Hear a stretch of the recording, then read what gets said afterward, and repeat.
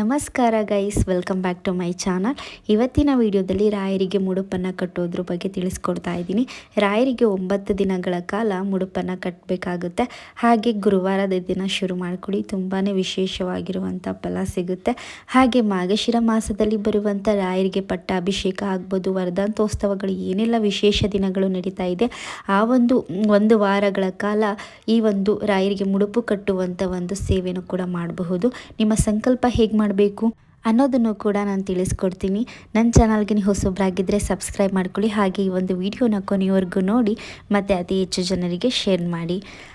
ಮುಡುಪು ಕಟ್ಟುವಾಗ ಗುರುವಾರದ ದಿನ ಶುರು ಮಾಡ್ಕೊಳ್ಳಿ. ಮತ್ತು 9 ದಿನವೂ ಕೂಡ ನೀವು ನಾನ್ ವೆಜ್ನ ತಿನ್ನಬಾರ್ದು. ಹಾಗೆ ಮನೆಯಲ್ಲೂ ಕೂಡ ನಾನ್ ವೆಜ್ನ ಮಾಡಬಾರ್ದು. ಮುಡುಪು ಕಟ್ಟೋದಕ್ಕೆ ನೀವು ಬಿಳಿ ಬಟ್ಟೆನ ಅರಿಶಿನ ಬಟ್ಟೆನಾಗಿ ಮಾಡ್ಕೊಳ್ಬಹುದು. ಹಾಗೆ ನಿಮ್ಮ ಹತ್ರ ಅರಿಶಿನ ಕಲರ್ ಬಟ್ಟೆ ಇದೆ ಅಂತ ಅಂದರೆ ಅದನ್ನೇ ಸ್ವಲ್ಪ ಮುಡುಪು ಕಟ್ಟೋಕ್ಕೆ ಎಷ್ಟು ಬೇಕಾಗುತ್ತೆ ಅಷ್ಟು ತಗೊಳ್ಳಿ, ಒಂದು ಅಂಗೈ ಅಗಲಷ್ಟು. ನನಗೆ ಮಂತ್ರಾಲಯಕ್ಕೆ ಹೋದಾಗ ಸುಧೇಂದ್ರ ತೀರ್ಥರ ಹತ್ರನೇ ನಾನು ಇಸ್ಕೊಂಡಿರುವಂಥ ಮಂತ್ರಾಕ್ಷತೆ ಏನಿದೆ, ಆ ಒಂದು ಮಂತ್ರಾಕ್ಷತೆನೇ ಕೂಡ ನಾನು ಬಳಸಿದ್ದೀನಿ ಇಲ್ಲಿ. ನಿಮ್ಮ ಹತ್ರ ಮಂತ್ರಾಲಯಕ್ಕೆ ಹೋದಾಗ ಮಂತ್ರಾಕ್ಷತೆ ನೀವು ಮನೆಯಲ್ಲಿ ಇಟ್ಕೊಂಡಿದ್ರೆ ಅದೇ ಒಂದು ಮಂತ್ರಾಕ್ಷತೆನ ಬಳಸ್ಬೋದು. ಇಲ್ಲಾಂದರೆ ರಾಯರ ಮಠಕ್ಕೆ ಹೋದಾಗ ನೀವು ತೊಗೊಬಂದಿರ್ತೀರಲ್ವ ಮನೆಗೆ, ಆ ಒಂದು ಮಂತ್ರಾಕ್ಷತೆನೂ ಕೂಡ ನೀವು ಬಳಸ್ಬೋದು.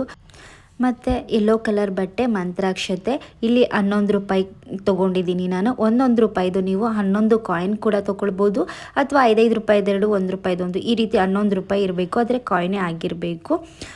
ಮತ್ತು ಇಲ್ಲಿ ಸ್ವಲ್ಪ ಅರಿಶಿನ ಕುಂಕುಮ, ಹೂವು, ಇಲ್ಲಾಂದರೆ ತುಳಸಿ ಕೂಡ ಹಾಕ್ಕೊಳ್ಬಹುದು.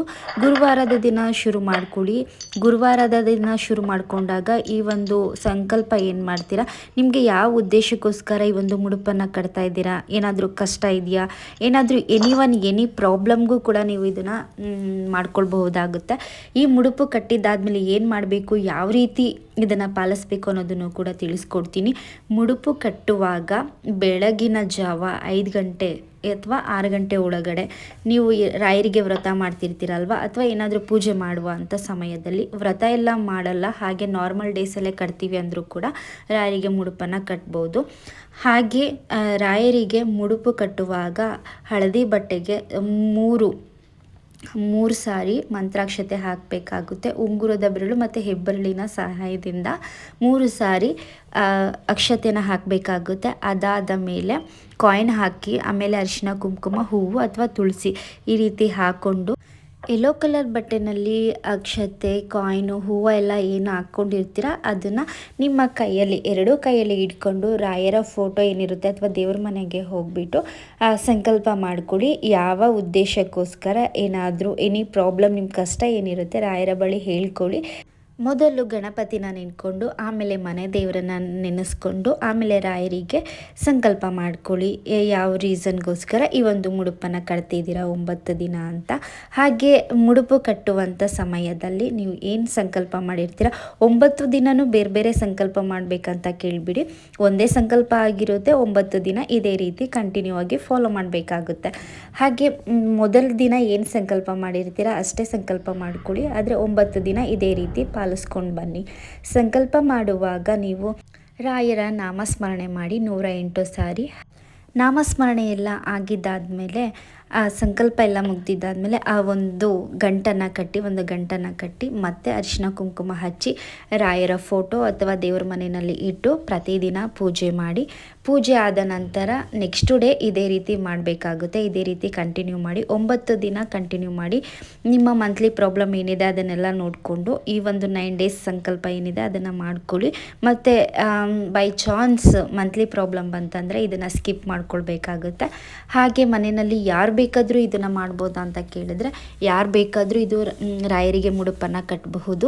ಹಾಗೆ ಈ ಒಂದು 9 ದಿನ ಆದಮೇಲೆ ಈ ಒಂದು ಮುಡುಪನ್ನು ಏನು ಮಾಡಬೇಕು ಅಂತ ಅಂದರೆ, ಯೆಲ್ಲೋ ಕಲರ್ ಬಟ್ಟೆಯಲ್ಲಿ ಓಪನ್ ಮಾಡಿ ಅದರಲ್ಲಿ ಇರುವಂಥ ಕಾಯಿನು ಅಥವಾ ಹೂವು, ತುಳಸಿ ಏನಿರುತ್ತೆ ಅದನ್ನು ಸಪ್ರೇಟ್ ಮಾಡಿ, ಕಾಯಿನನ್ನು ಒಂದು ಕಡೆ ಕಲೆಕ್ಟ್ ಮಾಡಿಕೊಂಡು ರಾಯರ ಮಠಕ್ಕೆ ಹೋದಾಗ ಆ ಒಂದು ದೇವಸ್ಥಾನದ ಹುಂಡಿಗೆ ಹಾಕಬೇಕಾಗುತ್ತೆ.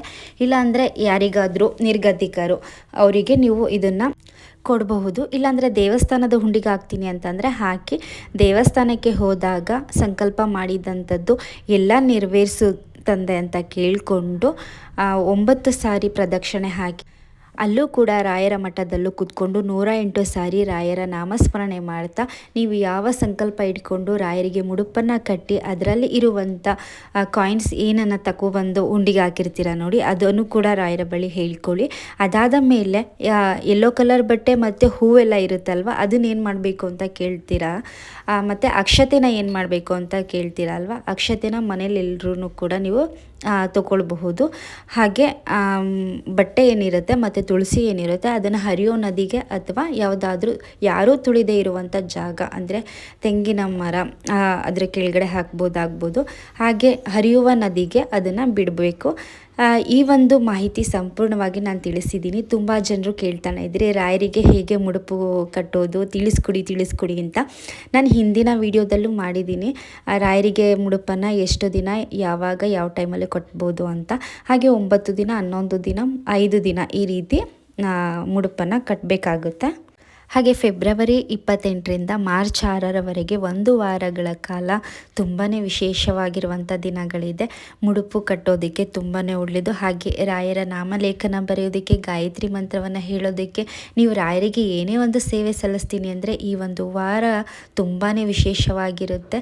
ಈ ಒಂದು ದಿನಗಳನ್ನ ನೀವು ಮಿಸ್ ಮಾಡ್ಕೊಳ್ಳೋಕ್ಕೆ ಹೋಗಬೇಡಿ. ರಾಯರಿಗೆ ನಿಮ್ಮ ಕೈಲಾದಷ್ಟು ಸೇವೆನ ಮಾಡಿ ಮತ್ತು ನಿಮ್ಮ ಕೈಲಾದಷ್ಟು ಬೇರೆಯವರಿಗೆ ಸಹಾಯ ಮಾಡಿ ಅಂತ ಕೇಳ್ಕೊಳ್ತಾ ಈ ಒಂದು ಇನ್ಫಾರ್ಮೇಷನ್ ನಿಮಗೆ ಇಷ್ಟ ಆಗಿದೆ ಅಂದ್ಕೊಳ್ತೀನಿ. ಏನಾದರೂ ಡೌಟ್ ಇತ್ತಂತಂದರೆ ಕಾಮೆಂಟ್ ಮಾಡಿ. ನಾನು ಮತ್ತೆ ಸಿಗ್ತೀನಿ ಹೊಸ ಮಾಹಿತಿ ಜೊತೆಗೆ. ಧನ್ಯವಾದಗಳು ಸ್ನೇಹಿತರೆ.